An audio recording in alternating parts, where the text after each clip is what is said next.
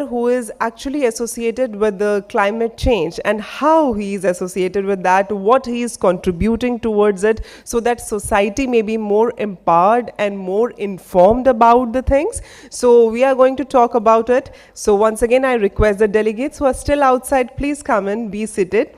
This is the time for the lighting talk.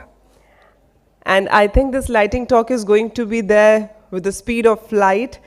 So, once again, after the lunch, most welcome to all of you in the 7th International Conference on Sustainability Education. This is the second day, and since morning, we all are really enjoying the sessions because the brainstormings which are taking place over here on the platform, I can see the results over there in your eyes because you all have got that excitement and some of the questions that are answered by the panelists, and then I know you all are getting a hold on them during tea break as well and during the lunch break as well. So I can see the excitement that you all people have got.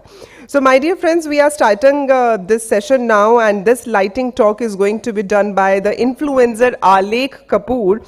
Let me please tell you that he is an actor and also he makes the content on climate and environmental issues. So I think the latter is the more important thing that he does. So content on the climate and environmental issue is itself a challenging thing, because when you are a content creator, you getting an audience related to that, it's very difficult. But Alek Kapoor is able to grab the eyes accordingly. So my dear friends, please put your hands together for the influencer Alek Kapoor. I invite him over here.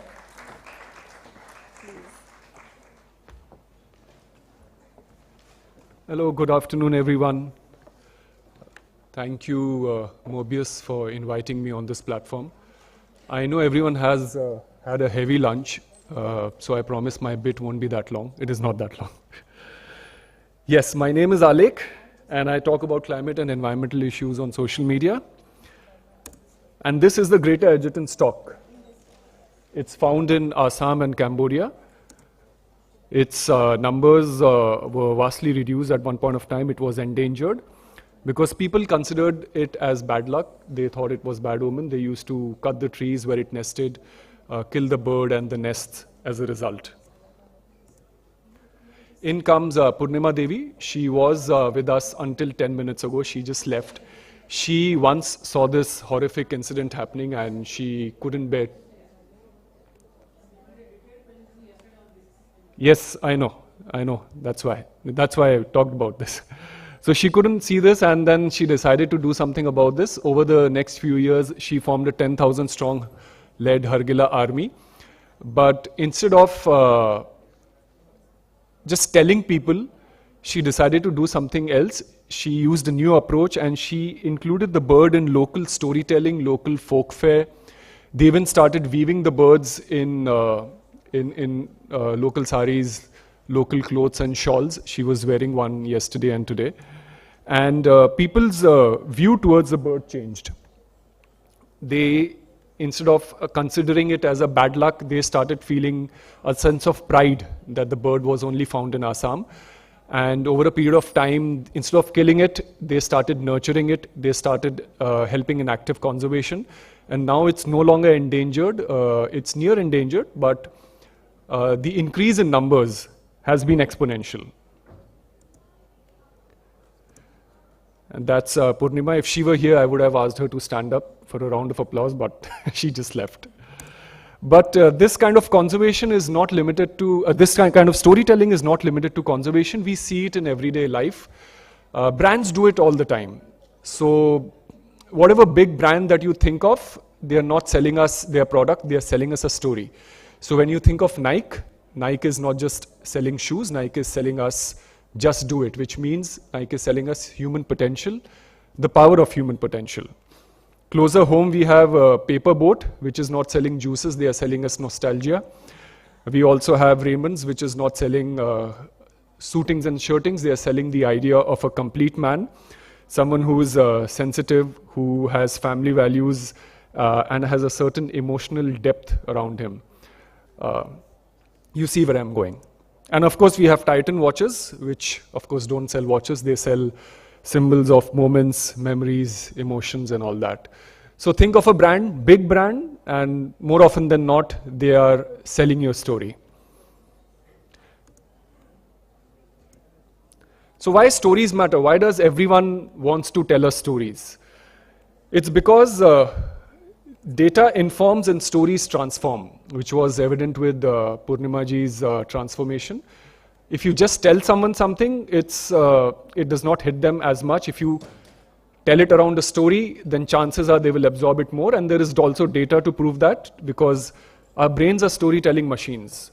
Since you were a child or you were small, you would hear your dadis or mummies stories. And of course, children and storytelling go hand in hand. Research shows that when we remember information up to 22 times more when it's told as a story compared to raw data. And stories activate not just the language center of the brain, but also emotional and sensory areas, making the experience feel lived rather than just learned. Has anyone heard of remedial stories? So remedial stories are stories that you tell children when you want them to do something, when you want them to stop doing something that is bad. So let's say my son had a habit of hitting other children in school. So instead of just instructing him not to hit others, we started telling him a story of another boy of his age, living in a similar city, going to a similar school, who would hit children. And then something happened with him and he realized something and he stopped hitting children. And we had to tell my son that story for at least 3 to 4 weeks, and over a period of time it was effective.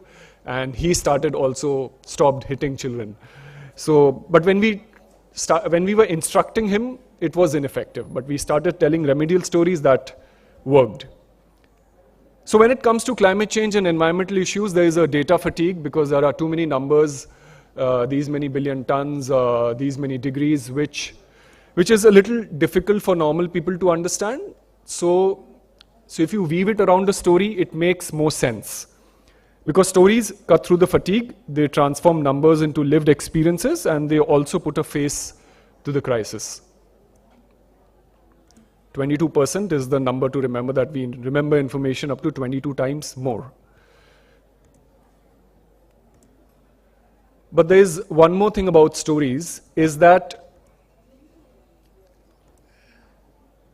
they get people to cooperate much better than, humans to cooperate much better than any other animal in much larger numbers and more flexibly. So when you think of larger organizations of people, more often than not, they will be bound together by a story. So think of ideologies, left or right.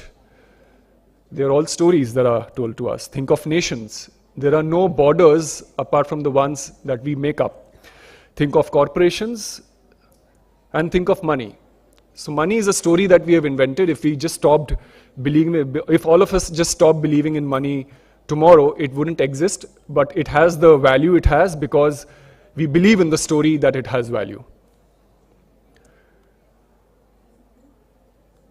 And of course, religion. When you tell a story for thousands of years over a period of time and get a lot of people to believe in it, it becomes religion. So where does my experience come in? I realize that everyone is out there to tell me a story. Stories of ideologies, stories, they're trying to sell me brands that I might not or might not need to buy, that might not or might be good for me. They're selling me ideas that might be good for me. So if everyone out there was trying to sell me something or make me believe in something, why couldn't I just use that to climate storytelling? Why couldn't I use that to talk and educate more people more about climate and environmental issues? And that's what I started doing, because I realized that there weren't many people doing that. I realized that I came from a completely different background. My training was my training was as an actor. I've done a lot of stuff in front of the TV and camera, but I related a lot to the environment, and I used to read a lot. And I decided that there should be someone to do something about this. And I realized that storytelling was the right way to go about it. And that's what I started doing. Because when it comes to climate and environmental issues, it's a matter of our survival as a species. Yes. So my stories are, I talk about sustainable startups because their founders always have a story. They don't start with a brand, they always have a trigger point. Something made them start that. There are stories of climate heroes like Parmita ji, because all heroes have a journey to talk about, stories of how we are damaging our environment, and stories of history, science, and politics around environment. That is my Instagram, so if you can scan that. And if you want to learn more about my story, you can come to the workshop, which will be at 2:30, where I'll be talking more about my experience, how I started, and what got me into talking about climate and environmental issues. Thank you.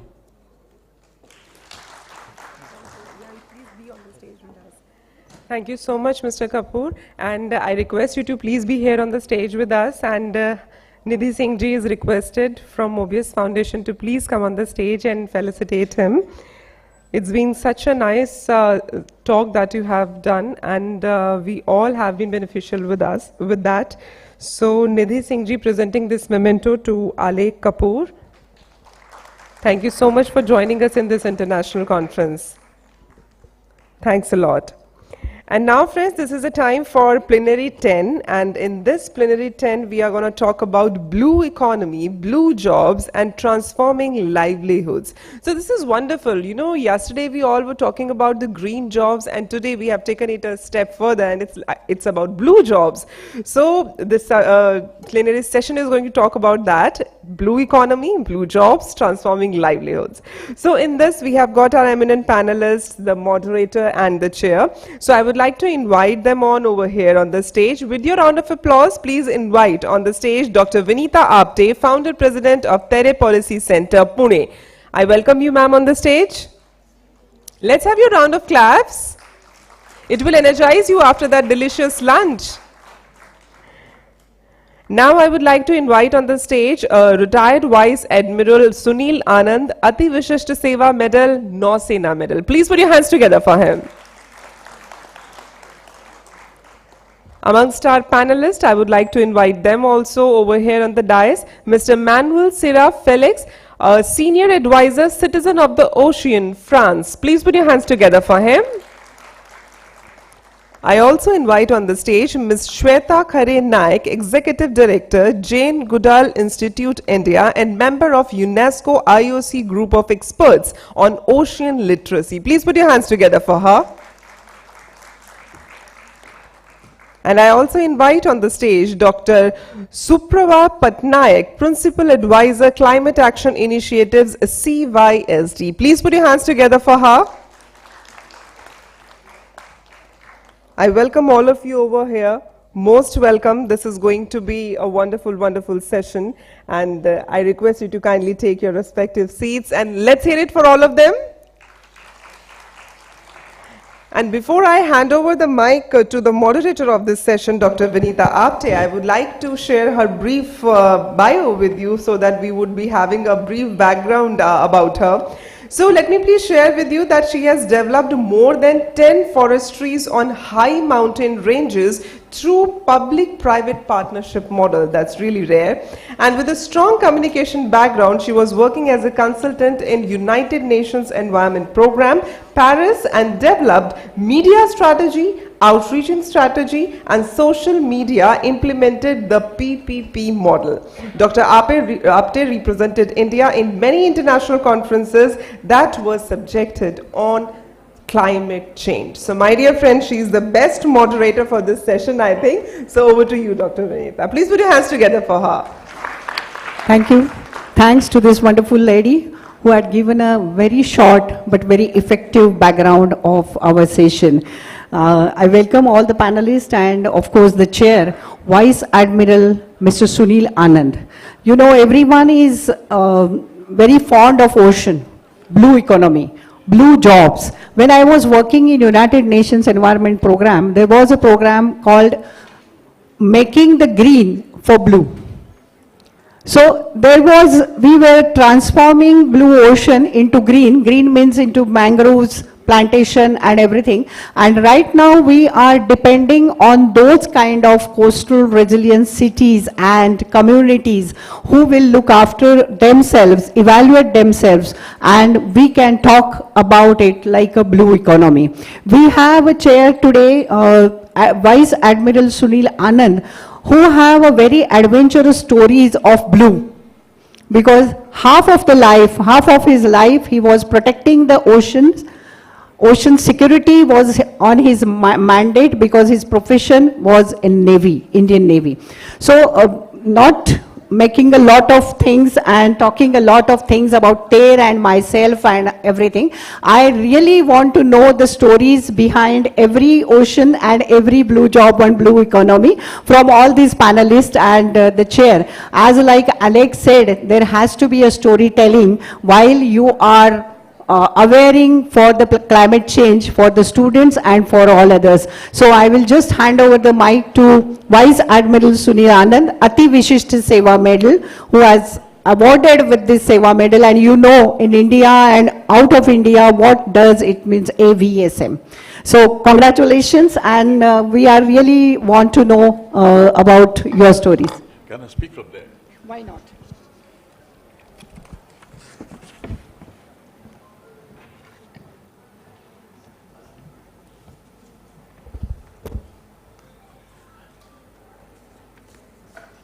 Good afternoon, dignitaries. Good afternoon, dignitaries or dais also. Can you hear me? Yeah. Well, thank you for the words spoken about me, Dr. Apte, but I would like to say that, yes, I'm a retired naval officer who has served about 37 years in Indian Navy. Of these 37 years, I was sailing for about 17 years at sea. I was pleasantly surprised when I received, and actually I felt very honored, when I received this invite to chair a session on blue economy from Mobius Foundation. I'm extremely thankful to them very much, and it's a great honor for me to be here, and well, that's the way we start today. There have been, what actually flashed my mind was that before I script few things to speak, what have I experienced in this regard during my sea tenure? I would like to relate those more important things, and probably that will bring you all, you will be able to appreciate it more as to where we are vis-a-vis what we are talking. It was in 1995, I was on board frigate INS Krishna. We were in Plymouth in the United Kingdom. We were leaving the harbor for Naples, Italy. It was about a 7-day journey. There were 2-3 more warships also leaving behind us. We left the port. Of course, we were going to Naples, I don't know which, they were going where. We reached Naples 6 days later, and we were surprised to receive a message from the port authorities of Plymouth saying that when you were leaving between the phase so and so time, one of the warships has blown out the bilges. Now, for better appreciation, what is a bilge? I will just explain it to you. Every ship has an engine, it runs on fuel, it has lube oils various. So every fuel, lube oil, whatever gets used onto the engines, it flows down into the engine track, and finally it goes at the lower part of the ship, the lowermost part, and it gets accumulated. That is called a bilge, which has to be pumped out. It is not required. Over 3 to 4 days' time, every ship in the world it is supposed to throw it out, to blow it out. But what happened was, it was blown out in the territorial waters in 4 kilometers away from Plymouth Harbor in United Kingdom. After detailed investigation, of course, we checked our own log, and we Indian Navy, we follow very strict regulations. We don't blow out the bilges not even in EEZ. Forget about territorial waters. We go into the high seas when we are there, and we can, and as per the regulation, you filter it and throw it out. That's not harmful. What was found out that one of the warships, I will not tell from which country, yes, they are defaulted. A trawler which was nearby reported this immediately to the port authorities of Plymouth, and that ship was penalized for about thousands of pounds in 1995. My aim to bring out this is that, see how it's not any country or anything. The question is how blatantly a ship is a literate ship. I mean, all people are literate. I can't say they are illiterates. How do these illiterate or literate ships can pollute the waters blatantly within territorial zones? This is only one example. Believe you me, there are lakhs and lakhs of ships which leave harbor, merchant navy ships, warships, which go. Does everybody follow it? That is a question to be thought about. But at the same concern, I really liked the way they nabbed onto him, hovered onto him within 6 days and penalized him. That was a deterrence which was appreciated. There was another story I would like to indicate, though it's not very pleasant. After the Mumbai terrorist attack on 26/11,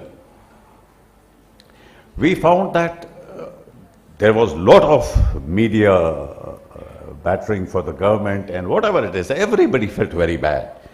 Certainly the government went into how did this happen? Why couldn't we stop it? One of the solutions found was that we need to register each and every fishing boat in Indian harbors. I can only give you one example, that fishing boats, if you have to register means they were saying not only register, they will fix one transponder on each boat, howsoever small it is, so that they can be tracked. Once you are tracked means you are Indian, you're safe. In Bombay itself, there are lakhs of boats which go like that. Fishing, choti boats hoti hain, chali jati hain. So what has happened is that the first thing which we found within a span of 10 days time I was then in Bombay, was there was a resistance from fishing community. No, we are not going to register. We are not going to get the transporters on board. Why? Because they were indulging into wrong practices. They were indulging into overfishing. They were indulging into pollution. They were going in those areas which were prohibited for fishing and wrong other activities. Whatever be it, the government used the whip. All were told to you bloody well have it. They all were installed with transponders, each and every boat. Believe me, I have seen it myself. What happened after 2 to 3 months' time is so sorry that about 50 to 60% of these boats removed the transponder and sold them into the local market. So, gentlemen, this is the way we are looking at it. We may make hundreds of rules. The government has got lovely initiatives they have taken. I am very happy that blue economy, we have to have, why not? But if this is the way we approach, it's a cause of concern. No laws can, there's a very good saying, or we in Delhi, many a times, we wear a helmet not because we are scared of our life, because the police chap should not penalize me. Similarly, they not only here, can you imagine we got a resistance all over the coast, including Port Blair, where the poaching of sea cucumbers was happening to the maximum. Sea cucumbers are very prestigious water bodies. They are like starfish. They are belonging to the community of starfish and sea urchins. 2001 they were banned, and still the poaching is rampant. So it's not the books, rules, regulations. It's we have to imbibe, we have to convince them. A change with a whip did not work. So notwithstanding this, as some of the stories as you mentioned, I would like to put it that our planet, our Earth, which is 70% of sea, can you believe the amount of natural resources it will be holding, and only 30% of land mass? On the contrary, let's see, India has got more than 11,000 kilometers of coastline. Imagine the people staying, their livelihood staying there, and they are being fed by the sea. So that is the enormity of the sea which we have around us. How serious can we be to ensure that we are ready for blue economy, blue jobs, which can transfer the livelihoods of those staying on the coast? The future of our planet and our people depends on how wisely we use our natural resources. What is blue economy? Sustainably harnessing the oceans, seas, and coastal resources. It offers vast potential not only for the growth, but also creating meaningful employment. Similarly, green jobs, which is the main topic also, which focuses on environmentally sustainable, in bracket if I have to say, related to seas only, which includes tasks like marine conservation, combating pollution, which I talked about, and redefining the way we think about work, livelihoods, and development. Ladies and gentlemen, today's discussion is about more than just jobs. It is about opportunities, innovation, resilience, and how we can ensure that economic growth goes hand in hand with environmental stewardship and social well-being. To guide us, as it is known, Dr. Apte is here, one of the very renowned personalities, and we have got a good, eminent panel of experts with us today on the stage, which will steer us through this lovely discussion, and I'm very sure there is something more which will emerge. Thank you very much. Could I hand over to you, Dr. Abhay? Thank you. Thank you. Thank you, ma'am. Thank you very much. So there is always a time constraint. When we are talking about the infinite ocean and blue jobs, we have only 25 minutes. But I can take 5 or 10 minutes more. Already we have lost 15 minutes by some small talk. But I will try to control myself as well as the panel. So we have on panel Mr. Manuel Serra Felix from France, Senior Advisor, Citizen of the Ocean. Then Ms. Shweta Khare Naik. She is the youngest ocean lover among us, and she is promoting the blue schools. She is working for Jane Goodall Institute for India. And Mrs. Supravan Patnaik, she is a senior advisor for Climate Change Initiative CYSD. Lots of hands-on experience as well as a dedication towards the mangrove forests. So always welcome all of you, and I am not taking a lot of time, but when this gentleman was telling about his stories, at that decade in 1970s, 80s and 90s, there was only a few blue jobs which are related to marine, navy, merchant navy, and all those like oil mining, but now we have transformed many jobs in blue economy, and you are the pioneer of all those things. So I will hand over the mic to the panel, and I just wanted to ask one question, which you have to give in 3 to 4 minutes time answer. So the skill is on you, and you have to tell us the perspective and your actions behind the blue jobs.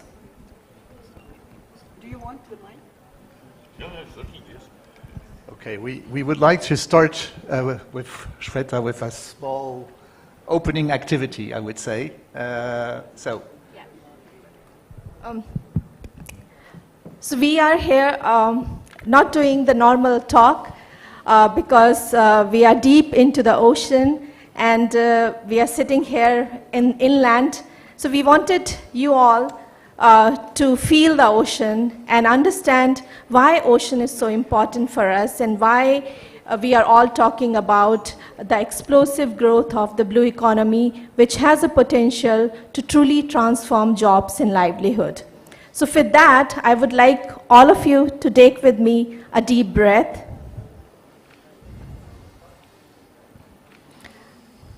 Now, as we breathe, our breath consists of ocean. And how that is because of this very, very tiny creature which thrives in the ocean. And it is called Prochlorococcus. It's a very difficult name. But this bacteria is responsible for 20% of the oxygen on our whole biosphere. I'm not talking about any other space, it's our own Earth biosphere. Now, so it's very, very important to not pollute the ocean, not acidify this ocean, and also not deoxygenate it. And that gives us a wake-up call. To understand more, I would like my colleague to allow me to hold the planet with both of my hands. Stand? Yes. So then they can all see. Okay. You see I'm holding the planet with both my hands? No, you say. Okay, and if obviously many fingers, how many of them are in the blue? 1, 2, 3, 4. Almost all of these 5 on this side. So 9 fingers on the blue.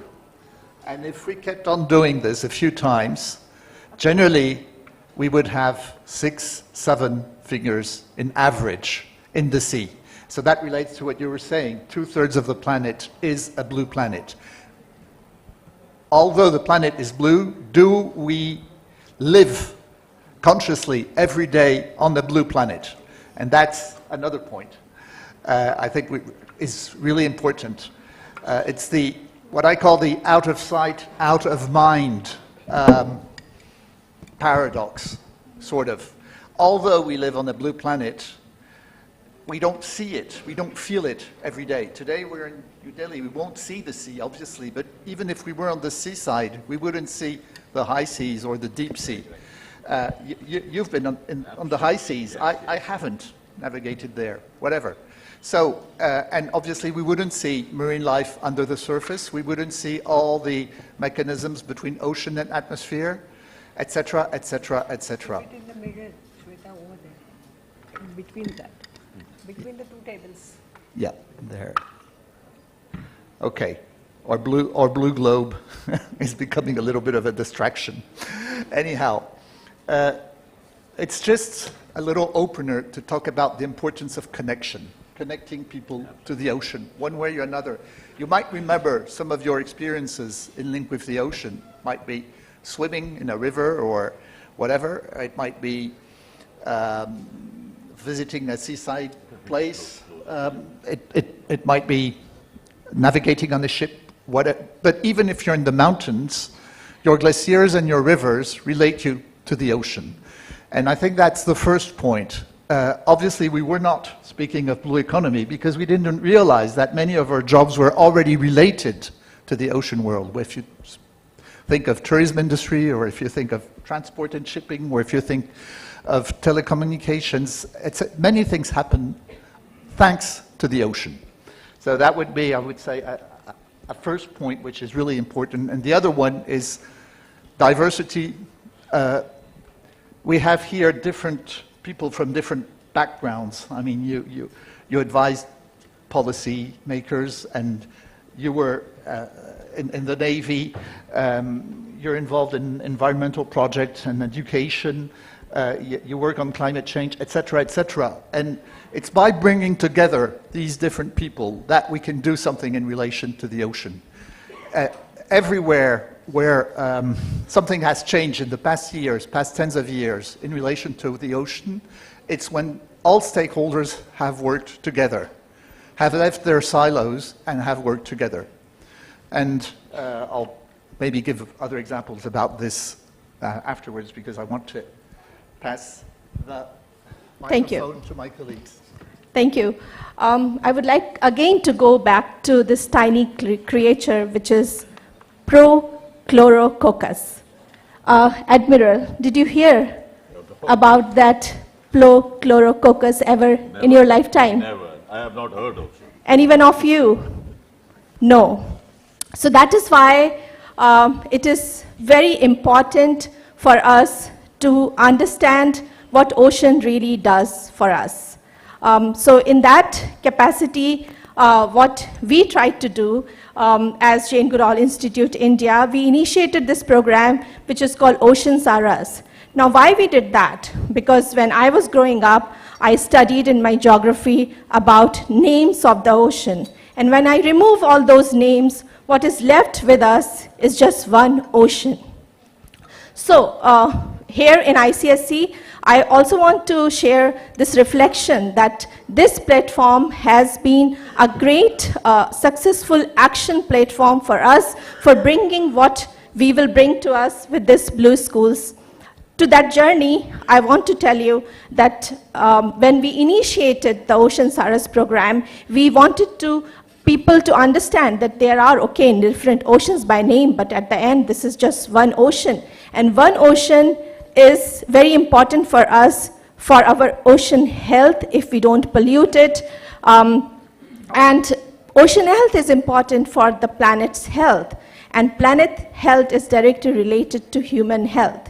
So ocean becomes a driving force for our planet. Think about ocean as a big giant machine. And when we are talking about blue jobs, we are also talking about this giant blue engine which has bolts, nuts, and all the other machinery required to that. So for us, the blue economy, which is just giant engine, and it has all these components which are blue jobs. And these blue jobs are extremely important to sustain life on the ocean. India is surrounded by 11,000 kilometers of coastline. On top of that, 2.3 trillion, it's trillion economy we are talking about in terms of blue economy. India's GDP is 4% comes from blue economy. Globally, 8% of the fisheries goes out of India as an import through the seaways. And waterways or our ocean ways composed of 90% of the world trade. So this is the enormity of the scale which we are talking about. Are we prepared here in our country? I would say no. That's why education becomes very, very important and relevant today. And to understand ocean more, what we are doing is today on this platform, we launch Blue Schools India. It is a partnership between IOC UNESCO, which initiated the Global Blue School Network. It is a part of the Global Blue School Network by Intergovernmental Oceanographic Commission of UNESCO. And I am very honored and proud to lead that for India as a national coordinator. And what we are trying to do with the Blue School Network is to make children understand what we never got a chance to understand when we were growing up. And probably all of us sitting in this hall, unfortunately, we never got to know and understand our ocean. So this is our humble beginning in terms of understanding our ocean and thus preparing the young people to understand and grow with the blue economy itself. Thank you so much. Thank you, Shweta. When we are talking about the blue economy and blue ocean, everyone likes the blue ocean. When you are sitting in the glass house, everything is pure and everything is good. But the glass house is a very difficult to stay. So I want to ask you, Madam, see, when the Shweta's, the difficult word I can't even pronounce, but this is not the way to talk about the blue economy. There are number of communities which are affecting every year because of the cyclone, and all over the Bangladesh, there are number of innovative ideas coming up from the women who are living in the coastal regions, like aquaponics, or the women have started their own radio station. Those are coming up like a blue economy and blue jobs. So can you tell us in your speech that how the communities are facing the difficulties for finding the jobs, those who are staying in the coastal regions, and how they can go for the blue jobs? Dr. Apte, and thank you, Mobius, for... Your mic has been closer. Thank you, Mobius, for giving me a chance to speak on this important session on blue economy, blue jobs, and transformative livelihoods. I come from a state, maritime state, coastal state, Odisha. And I've been working there for quite a long time with the coastal communities, coastal ecosystem since 2013. And very closely working with the communities. Odisha has a coastline of 480 kilometers, and it has very biodiversity rich coastal ecosystem, say mangrove of 250 square kilometer with the Kanika. You have beautiful lagoons like Chilka, which is the Ramsar site. We have estuaries. We have beautiful sand dunes, sea beaches, salt marshes, etc., which is thriving of which are very rich in biodiversity. But at the same time, we have 6 lakh fisher folks who are totally dependent on the ocean, estuaries, etc., for their livelihood. Another interesting thing is the Odisha is also a very climate vulnerable state. We get a lot of climate shocks like cyclones, coastal flood, saline intrusion, then sea erosion. The shoreline erosion is quite rampant, especially 20 to 25% that has been estimated is eroding. Sea erosion is taking place, and this is leading not only affecting livelihood. You might have heard there are a lot of climate. Satubhaya, there is a village where the whole 7 villages have been displaced, and they have been taken to, which was for a long time they have been living there. They have been shifted somewhere else. They have left all their livelihood, the farming, fishing, everything, and they have gone to a new place.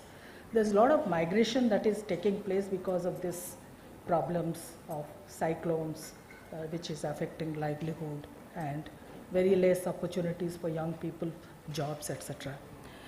With this perspective, blue economy is a lived reality for the coastal communities. Most of them, they're the real life and real experience.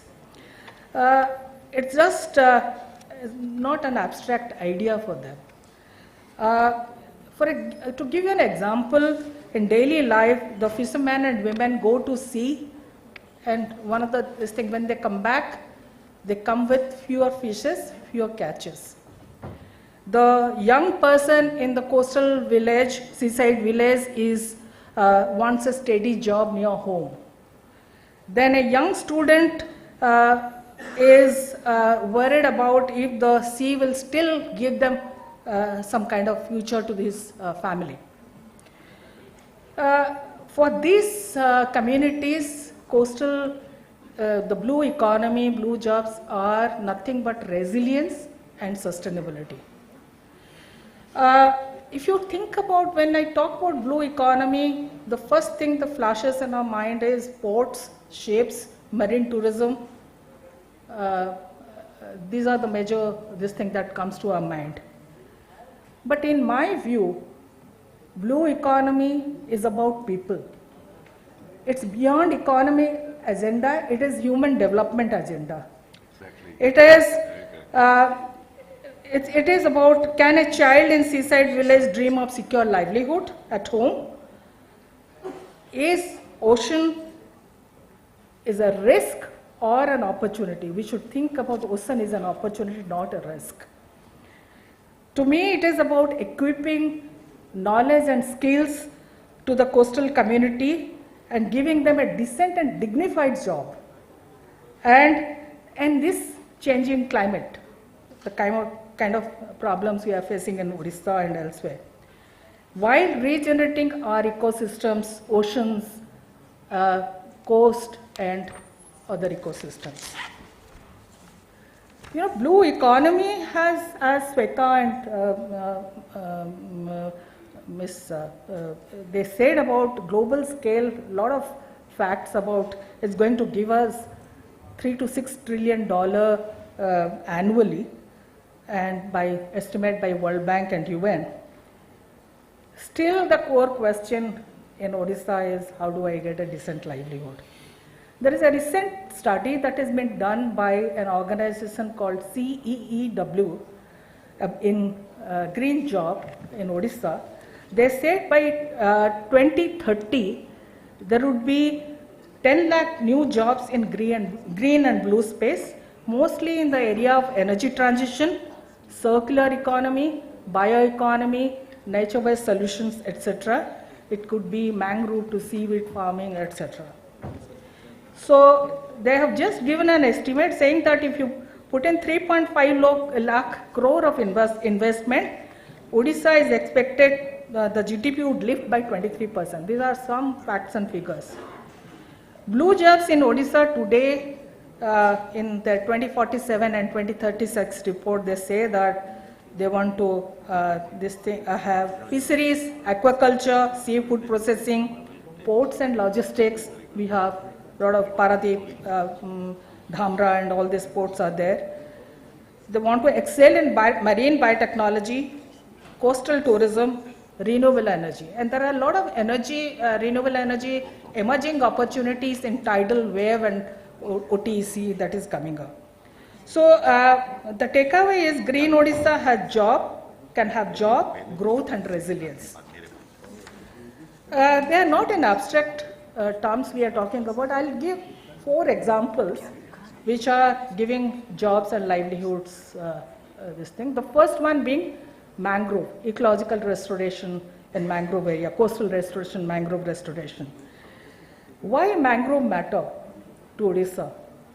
We have about 250 square kilometer mangrove, but much of the mangrove is in Bhitarkanika, and rest of the other districts have very fragmented mangrove, and it was a lush mangrove forest. Over the time it has gone degraded.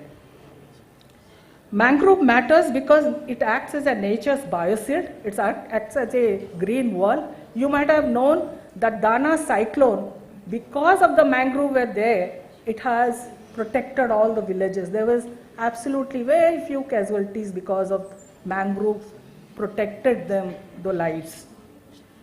Mangrove gives 4 times return on cost. Mangrove also gives 5 times carbon storage versus the land forest that gives. So it has a very good potential for blue carbon. There is an estimate says that 2030 potential 84 square kilometer mangrove, if you do eco-restoration, you will have 2,000 jobs and 130 crore investment, and provides you natural protection and other ecosystem services. In a MISTI, one initiative of the Government of India, which says that 1 hectare, if you plant, restore mangrove, it will give you 10 to 15 seasonal jobs, plus the added benefit is mangrove will give you fish production that would increase. There are a lot of activities going on. One of the example is there is an organization, APUA, with just 12 hectare they have restored, and they have created about few jobs and 50,000 saplings. Then the second one is, I'll just take another few minutes. The second one No is, time, ma'am. Very sorry. then second one is MISTI, Mangrove Initiative for Seashore and Tangible Income by MOEFCC. There are programs which they are protecting various mangrove, they are restoring mangroves, but also they are giving some kind of job opportunities in terms of giving beehive boxes on honey production, etc. But there is an opportunity for ecotourism. There are a lot of ecotourism activities already going in Odisha, not only in mangrove areas and non-mangrove areas like Chilka and Rishikulia, where the total where the youths are engaged in various seasonal jobs. Ma'am, I have to give 2 minutes to Manuel also, please. The second one is about there is a potential of seaweed farming. We have already, which is on pilot and initial stage. There is a lot of potential. 20,000 hectares have been mapped, and already 1 lakh jobs potential is there, and 10,000 households are already engaged in this thing, and women are engaged for this. The third example is... Thank you, ma'am. Thank you. I'm very sorry to disturb you, but there are pressure of time, and we have to stick to the time, please. Very sorry. There are tea break when you can meet ma'am. She has a lots of opportunities she can tell you. I want to tell you a last question to you. It's not a question, but if you want to tell something to the audience from your perspective, but it's only in 30 seconds. I guess you understood everything is connected in relation to the ocean, and I think it's really very important now to bring together all stakeholders, whatever the subject we tackle at local, national or international level, and to bring young ocean leaders, give them the floor. They have ideas. One of them is here, Abiha. She helped us prepare this session, and really that's very, very important. We can all start acting differently in link with the ocean. Thank you. Thanks to the panelists, and I'm really very sorry that I didn't give you enough time. I'm sorry, but it is on behalf of Sorry by the Mobius Foundation. Otherwise, I would have given you a lots of time. I wanted to give you time for, okay, one question only. Please. Quick question.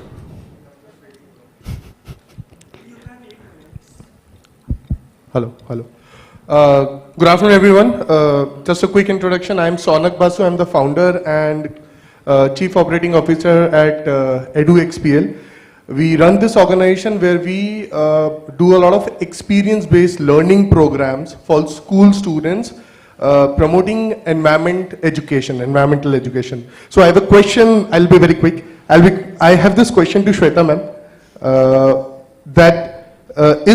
Is there a possibility of creating 4 to 5 days of any hand-on experience learning program for the young students to engage with the blue economy and promote sustainability, if possible, in collaboration with the Blue School?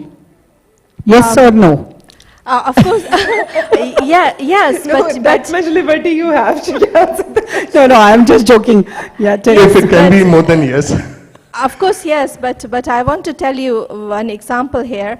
At the beginning of this year, BMC came to us for some workshop in BMC schools, and we went to BMC schools, and while conducting workshop and making children understand about the ocean, about Mahasagar, which we call in Hindi, children living in those conditions, these are children of workers, majorly those who come and work in Mumbai, auto rickshaws and real estate workers. And these children, they had absolutely no idea about that their city where they are living is surrounded by Arabian Sea. So this is the status of our country and our children. Well, the very first step is how do we connect with them, not only 4 to 5 days, but every single day, and about ocean, that whether they are in Delhi or in Orissa, or in Kerala, or in Himalayas, they must understand that they are all connected to ocean. And I don't know about 4 or 5 days, but definitely we can start with the conversation and understanding about the ocean. You can take Thank you this so much. conversation further at Chai Pe Charcha. Karlo. Of course, ma'am, I've put the full stop on Yeah, that. Thank you. I wanted to hand over the mic to the chair for summing up of this session, and there are lots of blue opportunities. If you want, you can come and meet me. We can have a chai pe charcha. I will give you the most of the jobs which are really blue. When you are looking at the blue ocean, it looks that everything is fine and fantastic, but the ocean is gray also sometimes. So keep it in mind and do something for our oceans. So over to you. Amazing, amazing. Thank you. Yeah, ladies and gentlemen, I have got one more story to tell you. It was, got appointed in Port Blair in 2003. I was then a full colonel rank captain. Exactly 1 year later, on 26th of December, in the morning 4 o'clock, we suffered tsunami in Port Blair. Well, we got involved from initially, for about a year, we were enjoying the lovely islands, beautiful islands all over. And then came the tsunami, which totally dislocated, destroyed the complete island. The magnitude of destruction was so much that, could you believe, there is an island called Jolly Boy Island. I don't know if somebody would have visited to Port Blair. That Jolly Boy Island was famous for the best of the coral sightings. There were lovely glass boats. There was snorkeling going on all over Port Blair, and people are enjoying. The tourism was at the maximum. The government of India was ensuring that the maximum people go to Port Blair to enjoy this. Could you imagine the loss thereafter what happened? I will just tell you, about 50,000 hectares or 192 square kilometers of coral reefs was destroyed, leading to nearly zero tourism for next 2 years. Just imagine, this is of course nature steered, we cannot do much about it, but can you imagine how this affected those islands? And I was the one who used to enjoy the maximum, because being in the Navy, we do a lot of swimming and snorkeling, diving. Nothing will remain there in Jolly Boy today. We have got slowly, now corals have started coming up in some places and it has started growing. But again, if we increase the infrastructure growth, that becomes an enemy to the growth of corals. That is one. But well, I will also tell you, I don't know how directly it's linked or not, but it is something positive you all will feel good about. Water from the sea itself is a very good source. Or many of you all, have you all ever thought that those islands which are very small, which don't have rivers only, there are some island countries which exist without any river or anything. How do they exist? Well, most of them, of course, rain harvesting is there if they are in the rain zone, or what do is they have got desalination plants from where the water is taken continuously from the sea, purified, and that is used by the islands for drinking. It so happened in one of the islands, I will not name them, their desalination plant got defective so badly that the repairs of it was possible only in about 10 to 12 days time. And the island went without fresh water immediately, and they raised alarm.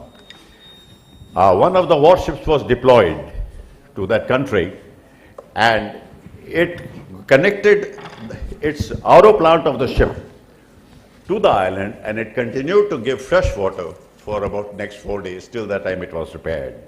That is what was the magnitude of Indian Navy. That's what a country depended on one warship. Can you imagine the capability of it?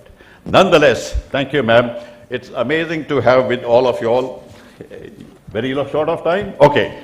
Thank you, ma'am. I will hand it over to her for the final part of it. Nice to be speaking to you all. Thank you. Thank you. Last 2 minutes, because Shweta requested me something and she wanted to launch a fantastic initiative. I would like to request Dr. Burman to come upon stage, and she wanted to launch her booklet at your hands. Mr. Garg, Dr. Ram Bush, please.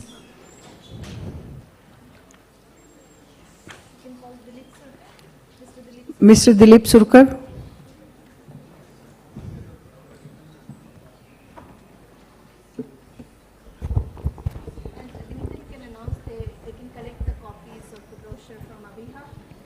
Abhiha. If anyone wants the copy of the brochure, you can collect from this Abhiha, the youngest among all of us.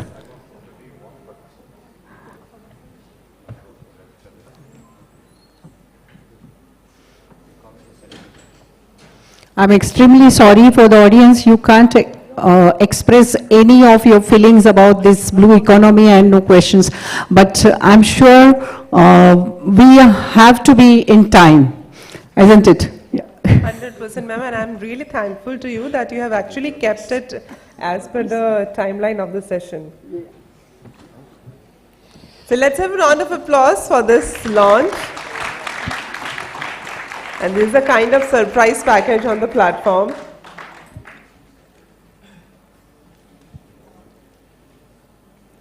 So I can say, you know, Ocean is not only supporting us in other ways, but also Ocean has got the ocean of opportunities for all of us to explore. So that is what we have to dive deep into it. So thanking our dignitaries, I would like to take this opportunity, as Mr. Burman is over here on the stage. I request sir to felicitate all the eminent panelists over here. So will you please have the mementos on the stage? Can I say something? Yes, sure, please. For us, this is a very, very important moment, because ICSE is the platform which has given us the very first chance to initiate the Oceans Are Us program here in 2022. And then last year was a very monumental year when Raquel Costa, who is the founder of the Blue Schools concept, came to India from UNESCO and facilitated a training session with my team, and here we are today, launching formally the Blue School Global Network in India. Thank you so much. Thank you, Dr. Babu. And we wish you many more. Yes, life started from the ocean, so we are here.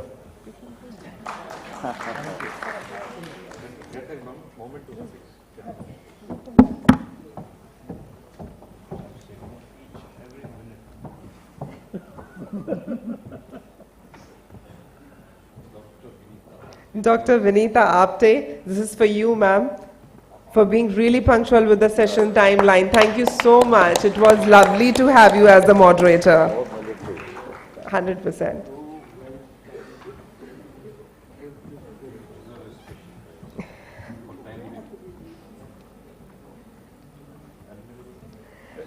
Vice Admiral Sunil Anand, let's have a round of applause for him.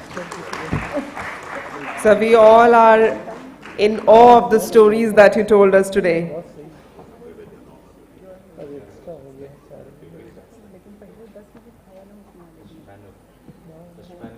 Mr. Manuel, let's have a round of applause for this felicitation.